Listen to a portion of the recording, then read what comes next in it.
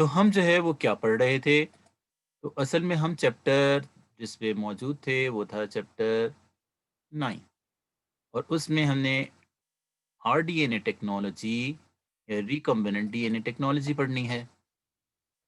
उसे हम कंटिन्यू करते हैं अपने लेक्चर में कि यहाँ पे प्लाज्मिड की बात की जा रही थी कि ये प्लाज्मिड की कैरेक्टरिस्टिक्स बताई गई हैं कि व्हाट आर प्लाज्मिड जो कि जेनेटिक इंजीनियरिंग में यूज़ होते हैं। ये पहली बात ये है कि ये स्मॉल होते हैं, सर्कुलर यानी गोल होते हैं, डबल स्ट्रैंडेड डीएनए होता है, एक्स्ट्रा क्रोमोसोमल डीएनए होता है, यानी एक्स्ट्रा का मतलब होता है एडिशनल। जिस तरीके से आपको पता है गाड़ी में भी एक स्पेयर व्हील होता है, इस तरीके से ये स्पेयर व्हील है। ये किस लिए होता है? ये रेप्लिकेट कर सकता है independently. Replication division of DNA को कहते हैं। ये भी आपने चैप्टर 6 में पढ़ा होगा जो बॉटनी में है कि एक डीएनए से 2 डीएनए बन जाते हैं। और एक डीएनए से 2 डीएनए बनने को हम रेप्लिकेशन कहते हैं। इंडिपेंडेंट का क्या मतलब होता है? यानी दरअसल कहते हैं जब ये नॉर्मल डीएनए डिवाइड होगा तभी ये प्लाज़्मिड डिवाइड नहीं होगा। ये इंडिपेंडेंट है, ये वैसे भी डिवाइड होते रहते हैं। देखिए अभी ये डीएनए डिवाइड नहीं हुआ, ये डिवाइड होके 2 बन गए। तो ये दरअसल कहते हैं इंडिपेंडेंट है, that does not depend upon the main DNA. DNA पर ये डिपेंड नहीं करते। और दरअसल कहते हैं कि ये क्यों होते हैं? ये दरअसल कहते हैं आर्ची बैक्टीरिया में भी होते हैं, यूकैरियोट में भी होते हैं। जिस यूकैरियोट में होते हैं उसका नाम यीस्ट है। कि ये यीस्ट में भी पाए जाते हैं। यही वो ख़ास बात होती है, जब बच्चों ने नोट नहीं की होती तो एप्टीट्यूड टेस्ट वाले पूछते हैं कि name the eukaryote in which plasmid present, और उसमें ऑप्शन में उन्होंने बैक्टीरिया भी दिया हुआ होता है, इकोलाई भी दिया होता है। सारे बच्चे बैक्टीरिया को टिक कर रहे होते हैं, उन्होंने लिखा होता है कि कौन सा यूकैरियोट है। यूकैरियोट उसे कहते हैं जिसमें प्रॉपर न्यूक्लियस प्रेजेंट होता है, वो है यीस्ट। और यीस्ट के बारे में अगर आपको कुछ बातें बताई जाएं तो फिर दरअसल कहते हैं कि आपकी नॉलेज में इजाफा होगा कि यीस्ट क्या चीज़ है। या हो सकता है आपको पहले से पता हो तो ज़रूरत नहीं होगी, अगर आपको पहले से ना पता हो तो फ़ायदा हो जाएगा कि व्हाट इज़ यीस्ट। यीस्ट में भी ये पाया जाता है, ह्यूमन वगैरह में ये नहीं होते। ये बात जो है वो ख़ास है। तो अगर यीस्ट को देखा जाए कि व्हाट इज़ यीस्ट, यीस्ट एक फंगस का नाम है जो दरअसल होती है जैसे डो वगैरह है उसको स्वेल करने या फुलाने के लिए इस्तेमाल की जाती है। तो ये है दरअसल सारी तारीफ किसके मुतालिक? ये सारी मुतालिक है यीस्ट की, कि यीस्ट दरअसल एक फंगस का नाम है और ये दरअसल बेकिंग में इस्तेमाल होता है और कुकिंग के लिए इसे लिविंग एजेंट के तौर पर इस्तेमाल करते हैं। लिविंग एजेंट का मतलब होता है वो जो डो को स्वेल कर देता है, स्वेल यानी फुला देता है। और इस तरीके से डो किसे कहते हैं? आटे के पेड़े को कहते हैं। जैसे आजकल डोनट भी होते हैं, तो डोनट वो डो ही के नट होते हैं। और ये कन्वर्ट करता है जो फूड की जो शुगर होती है, उसको दरअसल ये ब्रेक डाउन करके कार्बन डाइऑक्साइड बनाते हैं जब इनएरोबिक रेस्पिरेशन होती है। और इस तरीके से देखिए यूज़ की तस्वीर है, बाकायदा इनकी पूरी कॉलोनी होती है, बटन के ज़रिए डिवाइड होते हैं। आजकल जो होते हैं इनको ड्राई करके बेचा जाता है और बाकायदा ये टिन और साशे के पैकेट्स में यीस्ट बिकती है। इसको हम डबल रोटी बनाने के लिए इस्तेमाल करते हैं। कि आपको पता है डबल रोटी का पेड़ा इतना छोटा होता है और ये फूल कर इतना बड़ा हो जाता है। किसकी वजह से? पिज़्ज़ा वगैरह में जो है वो भी यीस्ट की यूज़ की जाती है फुलाने के लिए उसको। तो ये जो यीस्ट है दरअसल ये फंगस है, तो हम इसके साथ कितना ज़ुल्म करते हैं कि इसको ज़िंदा जला देते हैं, इसलिए कि ये लिविंग होती है। ये आपको जो पाउडर नज़र आ रहा है, ये लिविंग है, ये डेड नहीं है। इस तरीके से जो मुर्गी के अंडे होते हैं, अगर हम उसे फ्रिज में रख लें तब भी वो खराब नहीं होते, वो भी स्टिल लिविंग ही रहते हैं। या सीड्स जो होते हैं, वो भी स्टिल लिविंग रहते हैं, हालाँकि वो ग्रो नहीं कर रहे होते। बहुत सारे उनके मेटाबॉलिक प्रोसेसेस तो रुके हुए होते हैं लेकिन स्टिल दे आर लिविंग। इस तरीके से ये आपको पाउडर नज़र आ रही है तो ये लिविंग है। ये जब ब्रीथ करेगी एनारोबिक रेस्पिरेशन, जैसे कि जब ये इसके अंदर बंद होगी इस डो के इस पेड़े के साथ, तो दरअसल ये सांस लेने के लिए ऑक्सीजन सप्लाई इसमें नहीं होगी, इसलिए इनमें एनएरोबिक रेस्पिरेशन होगी। एनारोबिक रेस्पिरेशन के लिए जब एनारोबिक रेस्पिरेशन होती है तो एक गैस बनती है जिसको कार्बन डाइऑक्साइड कहते हैं और ये कार्बन डाइऑक्साइड ही इसको फुला देती है, ये कार्बन डाइऑक्साइड। इसलिए आपने डब्ल्यूटी वगैरह में देखा होगा कि बहुत सारे सुराख होते हैं, तो ये सुराख किस चीज़ के होते हैं? ये उसी के होते हैं जहाँ से कार्बन डाइऑक्साइड बाहर निकलती है। आखिर इसको तोड़कर बाहर निकलती है। या इसी तरीके से कहते हैं कि अगर कोई कोल्ड ड्रिंक है उसमें भी कार्बन डाइऑक्साइड होती है। अगर कोल्ड ड्रिंक को आप हिलाना शुरू कर दें, हिलाते रहें तो बोतल फट जाएगी। अगर आप उसका स्टॉपर, उसका कैप जो है वो खोलें नहीं और उसे हिलाएँ तो वो फट जाएगी। इसलिए कि जो गैस होती है वो ऐसे-ऐसे एक्सपेंड करती है और उसके लिए जगह चाहिए होती है। वो बोतल को तोड़कर बाहर निकल आती है, ये पेड़े को तोड़कर बाहर निकल आती है, इसलिए डबल ओटी में बहुत सारे सुराख होते हैं। सही या नहीं? ये प्लाज्मिड जो होते हैं इनका क्या फंक्शन है, ये प्लाज्मिड क्यों होते हैं, इसको हम जेनेटिक इंजीनियरिंग के लिए तो यूज करते हैं, लेकिन ये बैक्टीरिया में भी किसी काम के होते हैं या नहीं? इनकी दरअसल कहते हैं जो एक एक्टिविटी होती है वो कॉलिसिन भी है। कॉलिसिन किसे कहते हैं? दरअसल कहते हैं कि ये अपने जैसे बैक्टीरिया को कुछ केमिकल डालकर मार देते हैं।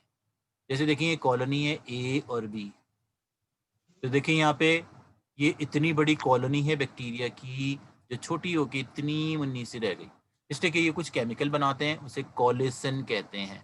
सिन का मतलब होता है किल करने वाला।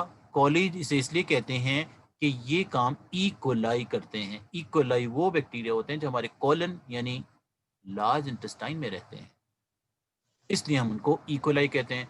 उनके नाम का जो पहला हिस्सा है वो एस्चेरिशिया, एस्चेरिशिया, या बहुत से लोग उसको एस्केरिकिया भी पढ़ते हैं, मर्जी है आप उसे क्या भी पढ़ें।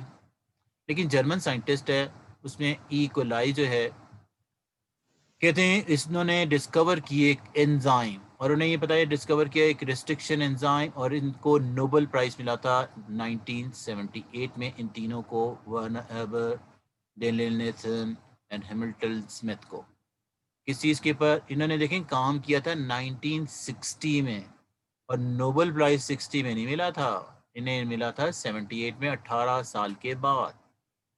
इनके काम को रिकॉग्नाइज किया गया इसलिए कि उन्होंने रिस्ट्रिक्शन एंजाइम को डिस्कवर किया। रिस्ट्रिक्शन एंजाइम वो एंजाइम होता है जो कि बैक्टीरिया में पाए जाते हैं, बैक्टीरिया में, और वो इसे क्या कहते हैं?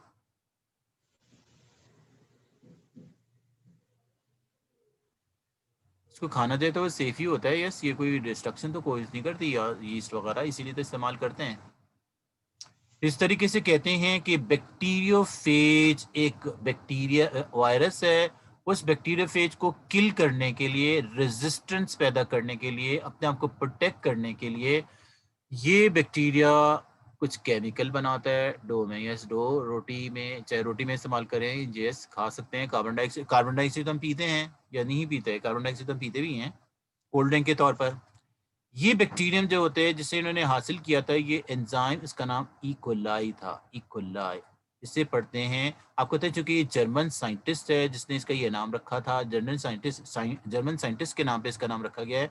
तो जर्मन जो होते हैं वो सी एच को एस एच से पढ़ते हैं, वो सी एच को एस एच पढ़ते हैं, यानी शीन से पढ़ते हैं, के से नहीं पढ़ते। इसी वजह से इसको पढ़ते हैं एशरीशिया कोलाई। कोलाई इसलिए कि वो बैक्टीरिया हैं जो कॉलन में रहते हैं, और इनकी लाइफ साइकिल जो होगी वो तो आपने फर्स्ट ईयर में पढ़ी होगी अगर आपको याद होगा, हो सकता है अभी तक वो याद ना हो। ये कहते हैं कि ये एंजाइम जो है इसने एक रेवोल्यूशन पैदा कर दिया मॉलिक्यूलर बायोलॉजी में या बायोटेक्नोलॉजी में, जबकि डीएनए को हम अपनी मर्जी से इस्तेमाल करते हैं। अगर ये एंजाइम डिस्कवर ना होता तो ऐसा नहीं होता। ये देखिए यहाँ पर है कि ये वायरस दिखाया गया है कि वायरस इस बैक्टीरिया में जिसका नाम ई कोलाई में एंटर हो गए हैं, वहाँ पे इसमें डिवाइड होना शुरू हो गए हैं 1 2 3 4। तो यहाँ पे दरअसल कहते हैं कि बैक्टीरिया जो होता है इसको किल करने के लिए यहाँ पे एंजाइम बनाता है जिसको रिस्ट्रिक्शन एंजाइम कहते हैं। इसको रिस्ट्रिक्शन इसलिए कहते हैं कि it restrict the growth of virus, क्योंकि ये वायरस की ग्रोथ को रोकता है, रिस्ट्रिक्ट करता है, इसलिए उसको रिस्ट्रिक्शन एंजाइम कहते हैं। और इसको डीएनए कटर इसलिए कहते हैं कि एक्चुअली वो डीएनए को कट कर देता है, किसके? वायरस के। और यहाँ पे अगर आप देखें कि यहाँ पे आगे जाके इसमें 4 हैं और 4 से फिर सिर्फ एक वायरस रह गया, इसलिए कि इसने बाकी को अपने इस एंजाइम के थ्रू मार दिया। राइट। तो दरअसल कहते हैं कि डीएनए कटर क्या चीज़ है? डीएनए कटर एक एंजाइम है जो डीएनए को ब्रेक कर देता है। ये ब्रेक में क्या ब्रेक आता है? जैसे इस डायग्राम में है, ये एंजाइम हम यूज़ करते हैं इस प्लाज्मिड को कट करने के लिए। ये प्लाज्मिड जो है वो कट हो जाता है इससे, और ये दरअसल कहते हैं ये खास साइट होती है जहाँ से ये कट होता है, एक पर्टिकुलर साइट जहाँ पे दरअसल कहते हैं जो न्यूक्लियोटाइड जो होते हैं रिपीट हो रहे होते हैं। ये GAATTC क्या है? ये GAATTC क्या है? तो दरअसल कहते हैं जी ग्वानिन, ए एडेनिन, टी थायमिन, सी साइटोसिन। ये न्यूक्लियोटाइड्स हैं जो डीएनए में होते हैं, अगर आपने चैप्टर 8 पढ़ा हो तो ये आपने सुने होंगे। जहाँ पे देखें रिपीट हो रहे हैं, 2 ए आ रहे हैं या 2 टी आ रहे हैं, ये रिस्ट्रिक्शन साइट होती है जहाँ पे एंजाइम एक्ट करते हैं और इसको क्लीव यानी ब्रेक कर देते हैं। यहाँ से ये ब्रेक हो गए और आपको पता है कि ये जो 2 एंड बाकी बच गए हैं इसको स्टिकी एंड कहते हैं। ये काम कौन करता है? एक एंजाइम। इस एंजाइम को मॉलिक्यूलर कटर या डीएनए कटर भी कहते हैं, इसलिए कि डीएनए को कट कर देता है। किसके डीएनए को? प्लाज्मिड। प्लाज्मिड क्या है? Circular DNA. किसका? बैक्टीरिया का। तो ये जो गोल डीएनए है देखिए यहाँ पे ये कट हो गया इस एंजाइम की वजह से, इसलिए हम इसे कहते हैं रिस्ट्रिक्शन एंजाइम और इसको डीएनए कटर भी कहते हैं। और इसके और बहुत सारे नाम भी हैं और ये सारे हमारी बुक में मुख्तलिफ चैप्टर में इस्तेमाल हुए हैं। ये एग्जाम में पूछा जाता है कि इसका और भी कोई नाम है। यस, रिस्ट्रिक्शन एंजाइम का एक और नाम है, इसको एंडोन्यूक्लियस भी कहते हैं, इसको रिस्ट्रिक्टेज भी कहते हैं इसलिए कि ये रिस्ट्रिक्ट करता है, इसको मॉलिक्यूलर सीजर भी कहते हैं इसलिए कि ये मॉलिक्यूलर बायोलॉजी में इस्तेमाल होता है, और सीजर इसलिए कहते हैं कि कट करने के लिए इस्तेमाल होता है। चूंकि ये डीएनए को ब्रेक करता है इसलिए इसको डीएनए कटर भी कहते हैं। ये क्या करता है? ये एंजाइम जो है वो डीएनए को ब्रेक कर देता है एक खास साइट से, इसको स्पेसिफिक साइट कहते हैं। स्पेसिफिक साइट वो होती है जहां पे न्यूक्लियोटाइड रिपीट हो रहे होते हैं, जैसे ए आ जाए कहीं एक जगह, या टी आ जाए कहीं एक जगह, या सी आ जाए एक जगह, या जी आ जाए एक जगह। तो दरअसल कहते हैं जहाँ पे ये रिपीट होते हैं वहीं पे ये एक्ट करते हैं। कौन? Restriction enzyme. रिस्ट्रिक्शन एंजाइम के बारे में अगर हमें और कोई बात पढ़नी हो तो आपने ये भी पढ़ी होगी शायद, कि जैसे ये देखें एक दूसरी डायग्राम है कि डीएनए जो है, डीएनए वो वायरस का एंटर होता है। ये वायरस है, इस वायरस का नाम बैक्टीरियोफेज है। ये क्या करता है? अपने डीएनए को एंटर करता है। ये प्लाज्मिड है, प्लाज्मिड का क्रोमोसोम। तो ये अपने इसको एंटर किया। इस बैक्टीरिया के जो प्लाज्मिड है उसने एक एंजाइम बनाया और एंजाइम से इसके डीएनए ब्रेक हो गए। ये जो रेड कलर के थे ये देखिए ये बने और ये तबाह हो गए, उसकी वजह से, ये रिस्ट्रिक्शन एंजाइम की वजह से। तो दरअसल कहते हैं this is the enzyme of bacterium. ये बैक्टीरिया का एंजाइम है जो रिस्ट्रिक्ट करता है रेप्लिकेशन या डिवीजन ऑफ वायरस को। वायरस जीनोम, जीन्स, वायरस के जो जीन्स होते हैं उनको जीनोम कहते हैं। तो ये सारा कुछ रिस्ट्रिक्शन एंजाइम की वजह से होता है। तो ये हैं तफसीलात के रिस्ट्रिक्शन एंजाइम क्या है, कहाँ पर होता है, इसके बारे में अगर हमें पता हो। इस तरीके से देखें, ये स्ट्रक्चर है लैक्टोज का। आपको पता है कि लैक्टोज बनता कैसे? कंडेंसेशन से बनता है। कंडेंसेशन का मतलब होता है रिमूवल ऑफ वाटर, जब किसी से रिमूव कर लिया जाए वाटर, या डिहाइड्रेशन। ये एक ग्लूकोज है और ये गैलेक्टोज है। ये दरअसल कहते हैं कि अगर इन्हें हमने ब्रेक करना है इस लैक्टोज को, लैक्टोज, तो यहाँ पे अगर इसके वाटर को रिमूव कर दिया जाए, इसमें वाटर ऐड कर दिया जाए, तो उसे हम कहते हैं हाइड्रोलिसिस। रिमूव कर दिया जाए तो हम इसे कहते हैं कंडेंसेशन या डिहाइड्रेशन। यहाँ पर क्या किया जा रहा है? इसमें वाटर ऐड कर रहे हैं। जो एंजाइम है वो बीटा गैलेक्टोसाइडेज है, वो एक्ट करता है इस बॉन्ड पर। ये कौन सा बॉन्ड है? ये केमिस्ट्री में आपने बॉन्ड पढ़ा है और ये बायोलॉजी में पूछते हैं। ये डायग्राम के बॉन्ड है, इसे ग्लाइकोसाइडिक बॉन्ड कहते हैं और ये एक एंजाइम ब्रेक कर रहा है और इस तरीके से इसके लिए वाटर की ज़रूरत है, इसलिए कि यहाँ पे एच और ओ एच आ गए हैं। देखिए यहाँ पे एक ओ एच आया और एक यहाँ पे एच आया। ओ तो पहले से, देखें ओ यानी ऑक्सीजन पहले से मौजूद है यहाँ पे, वो तो मौजूद थी, लेकिन एच और ओ एच पानी से आई। ये पानी के 2 हाइड्रोजन और ये पानी का 1 ऑक्सीजन। तो अगर हम लैक्टोज की ब्रेक डाउन करें तो ये हाइड्रोलिसिस की जाती है। और ये इस तरह भी दिखाई गई है कि देखें ये बॉन्ड है जिसको तोड़ना है। जब इसको तोड़ते हैं तो वाटर को ऐड करना पड़ता है, और अगर जब हम ऐड करते हैं तो इसको हाइड्रोलिसिस कहते हैं। अगर इस रिएक्शन को उल्टा चला दें, उल्टा, ये एरो इधर की जगह इधर हो जाए, तो फिर क्या होगा कि ग्लूकोज और गैलेक्टोज आपस में यहाँ से वाटर को रिमूव करेंगे, यहाँ पे -H2 हो जाएगा और उससे लैक्टोज बन जाएगा। तो इसी वजह से हम कहते हैं कि hydrolysis and dehydration are reverse processes, reverse of each other. Hydrolysis में पानी को ऐड करते हैं और डिहाइड्रेशन पानी को रिमूव कर लेते हैं। ठीक है या नहीं? तो ये केमिकल रिएक्शंस जो हैं वो तो ज़रूर आपने पढ़े होंगे, आपको आते भी होंगे, एक्सपेक्ट तो यही किया जाता है। इसलिए कि जो इससे ये सारी रिलेटेड हैं, बच्चे ये कहते हैं ये कहाँ से आ गए बायोलॉजी में, ये तो नहीं है। भई नहीं है, वो किसी न किसी रेफ़रेंस से जैसे फर्स्ट ईयर है या सेकंड ईयर है या केमिस्ट्री है, तो उसमें वो चीज़ें आ रही हैं। तो इस वजह से आपको इस सारी चीज़ों के मुतालिक पता होना चाहिए। देखिए मैंने आपको प्लाज़मिड के बारे में बताया, बायोटेक्नोलॉजी की बताया कि बायोटेक्नोलॉजी वो होती है जो जेनेटिक और इंजीनियरिंग को हम इस्तेमाल करते हैं, मैनिपुलेशन या जीन्स को यूज़ करने के लिए। अगर जीन किसी का चेंज कर दिया जाए तो उसे हम जेनेटिक इंजीनियरिंग कहते हैं। और इसके लिए इस टेक्नोलॉजी का नाम आरडीएनए टेक्नोलॉजी भी है। इससे कि जीन्स को एक जगह से प्लेस करके दूसरी जगह फिट कर देते हैं। राइट या नहीं? तो ये सारी स्टोरीज़ अगर आपको समझ आ रही हों, तो फिर दरअसल कहते हैं कि ये प्रोसेस कैसे होता है, तो फिर आपको ये समझ आएगा।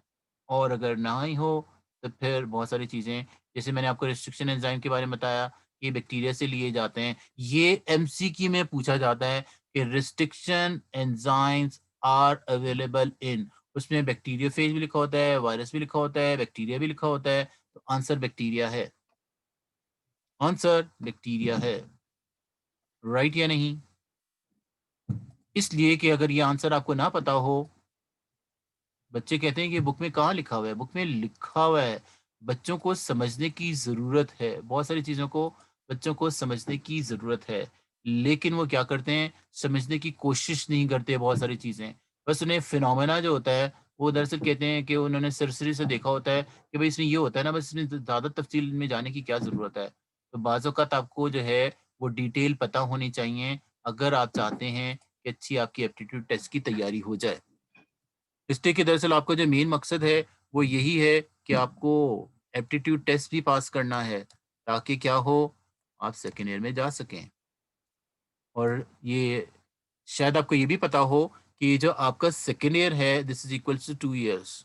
और 2 इयर्स मैं इसलिए कह रहा हूँ, शायद आपको पता हो, कि इसी के ऊपर बेस करेगा क्या चीज़, मेडिकल में जाना। आपका फर्स्ट ईयर का जो रिज़ल्ट है, वो भी इसी पर बेस कर रहा है। जो सेकंड ईयर का आएगा, सेम वही फर्स्ट ईयर का। इसी वजह से इसी वजह से अभी तक क्या हुआ है,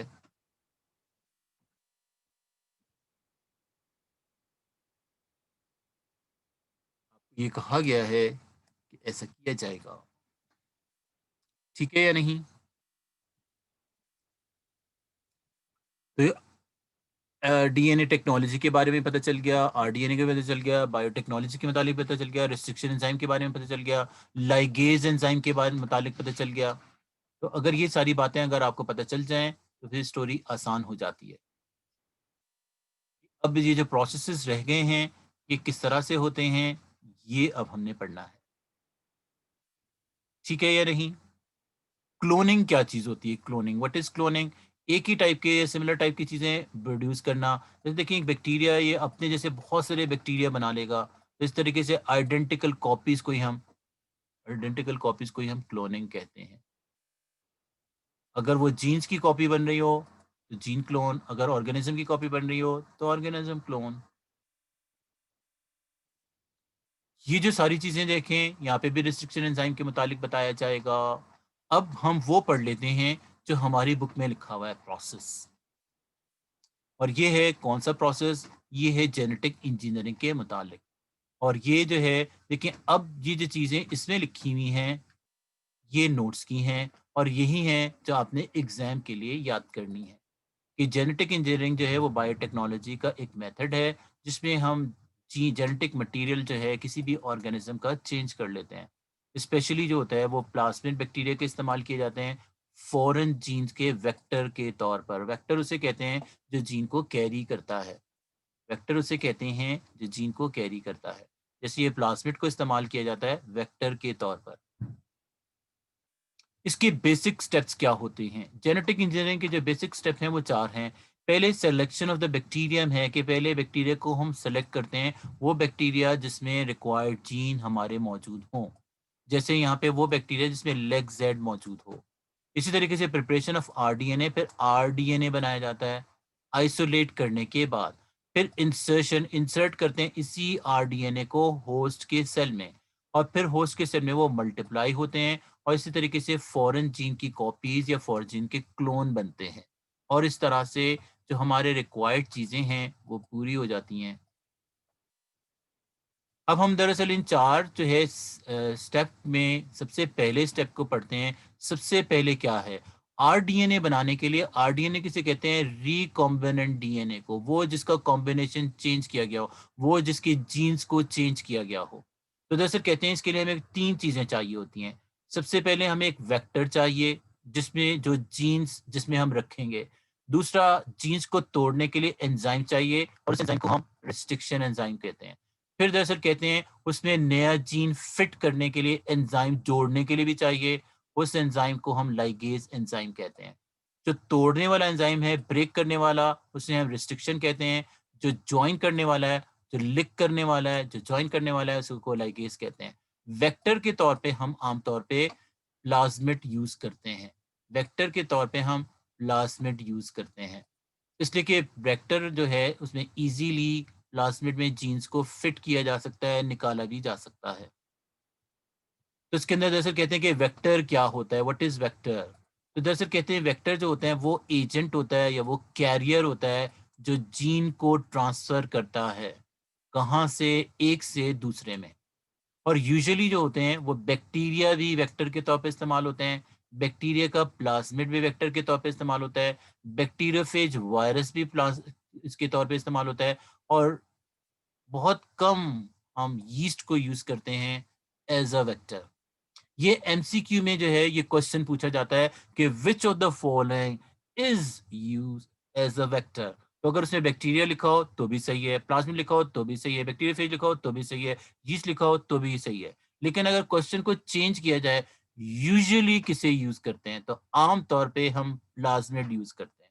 यूजुअली यानी देखें ये वर्डिंग जो है वो आंसर्स चेंज होते हैं। आम तौर पे हम प्लाज्मिड यूज करते हैं, इसलिए वेक्टर के तौर पे। वेक्टर क्या होता है? जिसमें जीन रहता है। अगर देखें हम प्लाज्मिड हैं क्या, what are plasmid? Actually plasmid जो होता है वो एक्स्ट्रा क्रोमोसोमल डीएनए है जो सर्कुलर यानी गोल होता है। आपको पता है जो नॉर्मल डीएनए है वो हेलिकल होता है, ऐसे। हेलिकल का मतलब होता है स्प्रिंग के जैसा, जबकि ये सर्कुलर डीएनए ऐसा नहीं होता, ये गोल होता है, गोल। और इस तरीके से कहते हैं कि इसका काम क्या है, इसे हम आरडीएनए टेक्नोलॉजी या रिकम्बिनेंट डीएनए टेक्नोलॉजी के लिए इस्तेमाल करते हैं। वैसे इसका काम क्या है?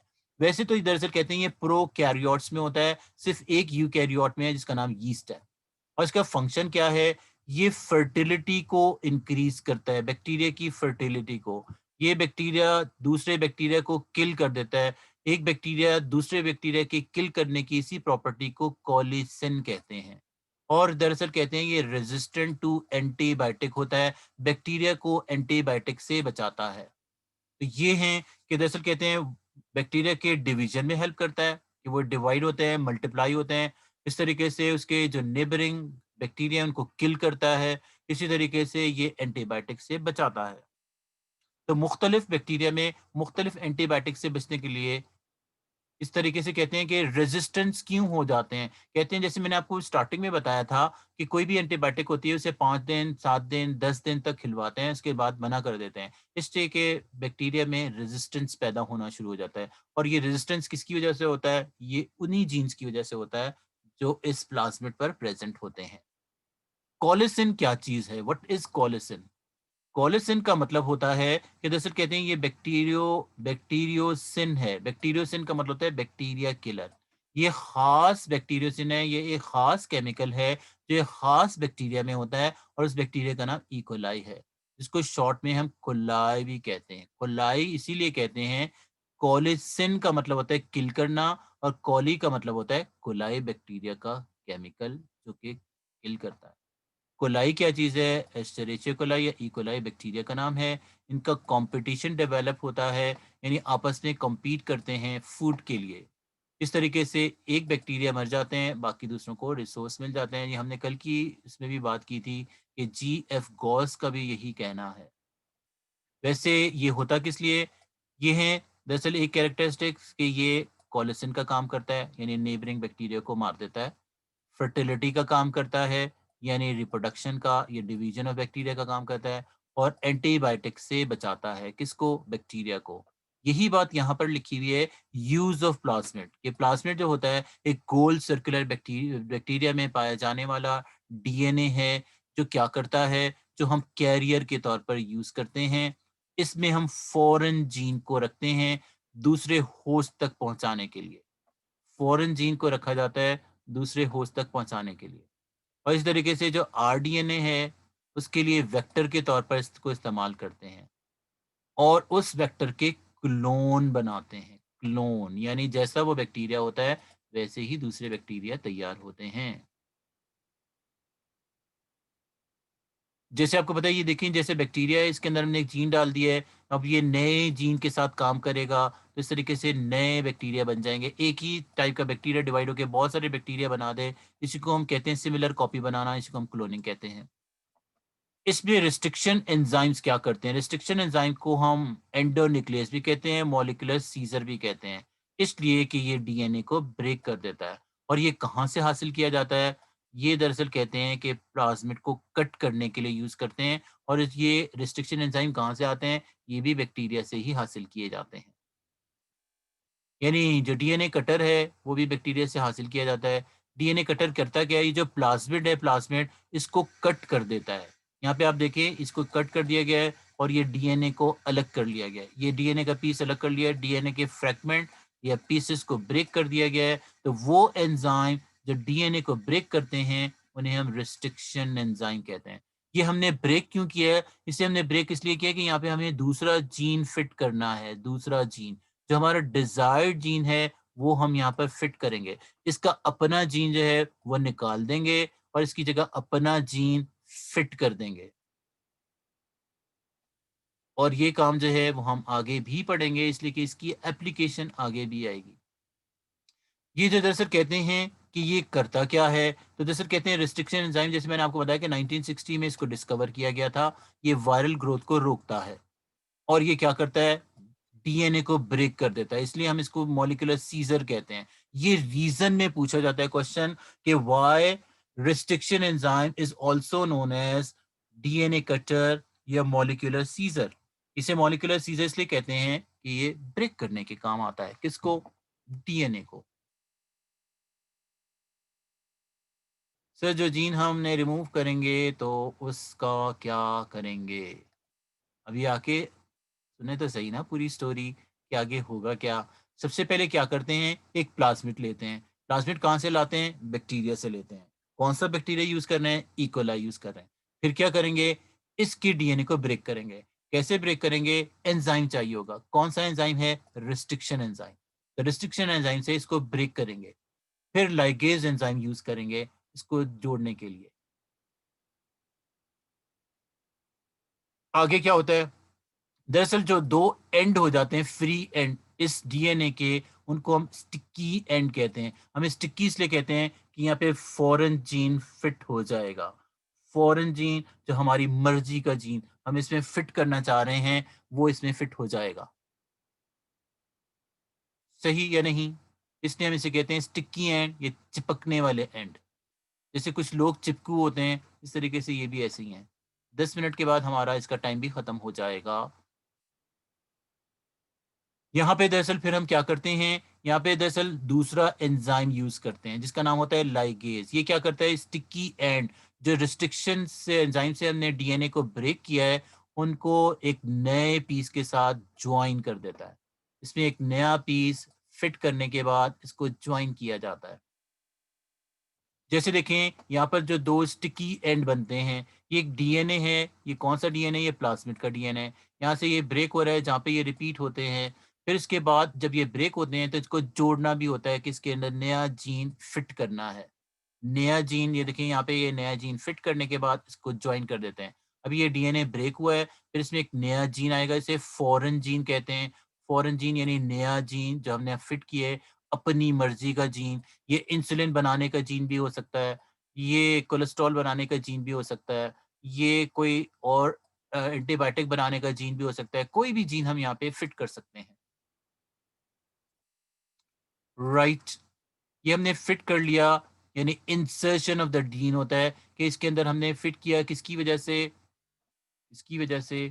यहाँ पे लिखा है आफ्टर डीएनए फॉर्मेशन, जो सेकंड स्टेप है वो जेनेटिक इंजीनियरिंग का, वो इंसर्शन ऑफ आर डीएनए है इनटू द होस्ट सेल। फिर इसको होस्ट में ले जाया जाता है। ये जो प्लाज्मिड है, पहले देखिए हमने ये यहाँ से एंजाइम से इसको तोड़ा, फिर इसके अंदर नया जीन फिट किया।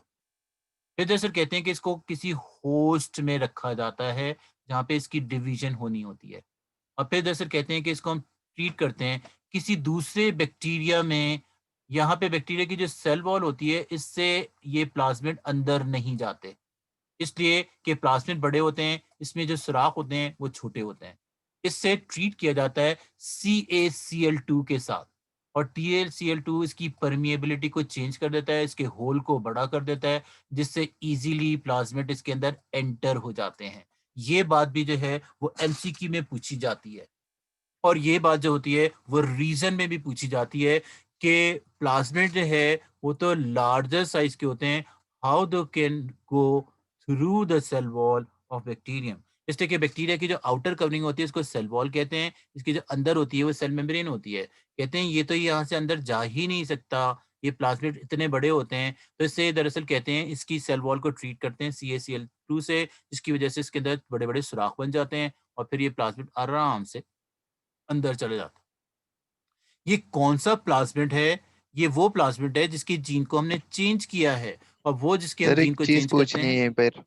जी, पूछें। सर फिर इसे जो है हम वेक्टर बैक्टीरिया के कैसे वॉल से कैसे निकालते हैं? होस्ट में इस तो हम डाल देते CaCl2 के जरिए, लेकिन फिर हम्म, वेक्टर के उसमें कैसे निकालते हैं? तो जब हमें निकालने की जरूरत पड़ती है तो हमने स्टार्टिंग में निकाला था, और मैंने आपको बताया था कि आइसोलेशन टेक्निक है, इसलिए कि जिस बैक्टीरिया से हम इसको निकालते हैं उसमें हमें वापस नहीं डालना होता, इसलिए हम इसको हिफाजत से नहीं निकालते, इसलिए उसको फिर दरअसल सर तोड़ देते वो तो हैं। फिर डेड हो जाता होगा यस, वो तो डेड हो फ्रेगमेंट्स जाता में है, वो यस, तो। इसलिए कि हमें उसकी जरूरत ही नहीं है, वी डोंट नीड। उस बैक्टीरिया जिससे हमने इसको निकाला है उसमें वापस नहीं डालते, हम दूसरे में डालते हैं। जी। और ओके दूसरा सर। दरअसल वो होता है कि आपको शायद पता हो कि जो इंसुलिन है वो एक जो है हार्मोन है, और ये जो है वो अमाइनो एसिड का बना होता है। इसलिए कि आपको शायद पता हो कि अगर आपने चैप्टर 3 पढ़ा है कि hormones are protein in nature, ज्यादातर हार्मोन प्रोटीन इन नेचर होते हैं। प्रोटीन का मतलब होता है कि वो अमाइनो एसिड्स के बने अमाइनो होते हैं, group, amino acids. Amino acids के बने होते हैं। राइट या नहीं?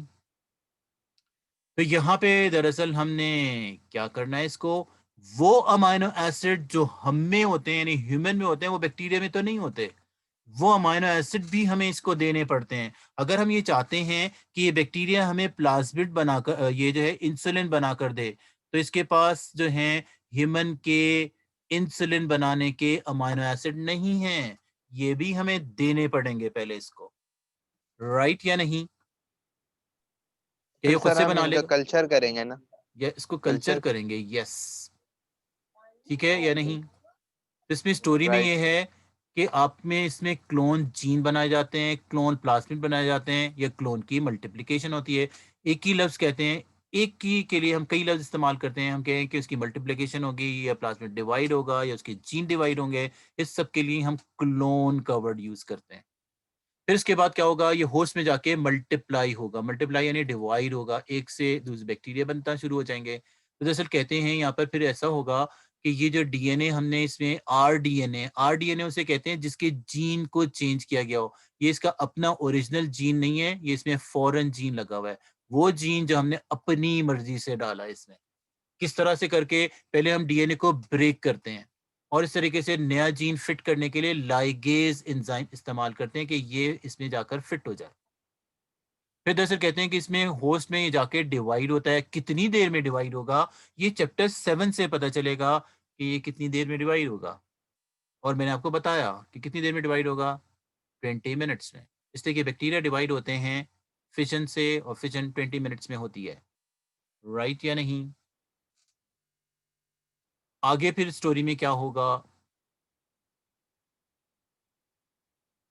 आगे फिर ये सर होगा सर कि ये यहाँ देखिए पे जो बाइनरी फिश। यहाँ पे जो लेग्स साइट होगी वो हट जाएगी? जी, वो लेक्चर साइट हट जाएगी। यस। तो सर लेकिन जो रिस्ट्रिक्शन एंजाइम है वो तो जहाँ पे बेसिस की रिपीटिशन हो रही होती है वो खाली वो पार्ट हटता है ना, तो उसी यस, पार्ट को हम लैक्सेट बोलेंगे। वो दरअसल एक पर्टिकुलर जीन्स हैं, और जीन्स जो होते हैं वहां से ब्रेक होते हैं जहाँ पे वो रिपीट हो रहे होते हैं। ह्यूमन से भी जो इंसुलिन निकालेंगे वो भी वहीं से ब्रेक होगा।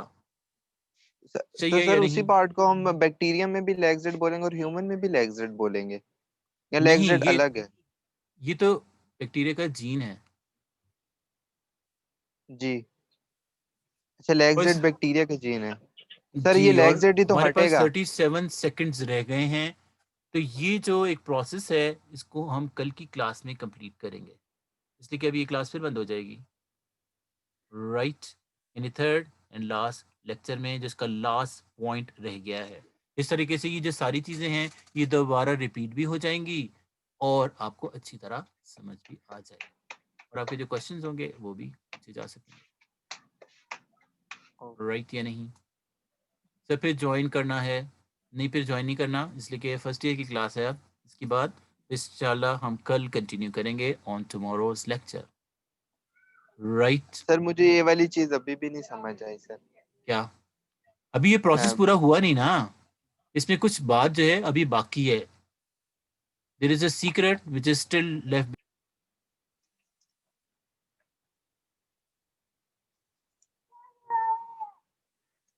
जी, तो दरअसल ये है कि selection of bacteria with foreign genes, कि हमें फिर उस बैक्टीरिया को सिलेक्ट करना पड़ेगा कि जिसके अंदर फॉरेन जीन मौजूद हैं या नहीं, यानी इसमें फिट हुए या नहीं हुए। राइट या नहीं? तो यहाँ पे क्या किया जाता है, यहाँ पे दरअसल कहते हैं कि हम बैक्टीरिया को पालते हैं एक्स गैल पे। एक्स गैल क्या चीज़ है? या फिर दरअसल कहते हैं कि उसे एक एंटीबायोटिक में रखते हैं जिसका नाम होता है एम्पीसिलिन। एम्पीसिलिन। और इस तरीके से फिर हम उसमें देखते हैं एक्स गैल जो है वो दरअसल एक मॉडिफाइड शुगर है। तो दरअसल हमें कैसे पता चलेगा? एक्चुअली देखिए, हमने इसमें जीन फिट कर दिया है, लेकिन हमें पता नहीं है कि इसमें जीन फिट हुआ या नहीं हुआ। जीन फिट हुआ या नहीं हुआ, किसमें? बैक्टीरिया में। हमने एक जीन फिट करने की कोशिश की थी, लेकिन वो फिट हुआ या नहीं? ये असल में आपका अभी क्वेश्चन है जो स्टिल अभी अनआंसर्ड है। राइट? यस सही है सर। या नहीं? अभी देखें, एंटीबायोटिक की बात भी की जाएगी कि भाई ये एंटीबायोटिक क्या है, इस एंजाइम की बात भी की जाएगी, लेग जेड क्या है, ये क्या फंक्शन परफॉर्म करता है, और इसी तरीके से इसमें वो फिट हो जाता है, ये कौन सी पोजीशन है जहाँ पे ह्यूमन के जीन फिट हो सकते हैं। तो ये जो है कुछ बातें हैं जो आपको कल के लेक्चर में पता चलेंगी। एक्स गैल क्या चीज़ है? एक्स गैल एक ख़ास किस्म की शुगर है जो हम खुद से बनाते हैं, और ये देखें ये फार्मूला है एक्स गैल का। इसके बारे में भी अगर आपको कल बताया जाएगा कि ये क्या है, फिर ये बात समझ आएगी। ठीक है या नहीं?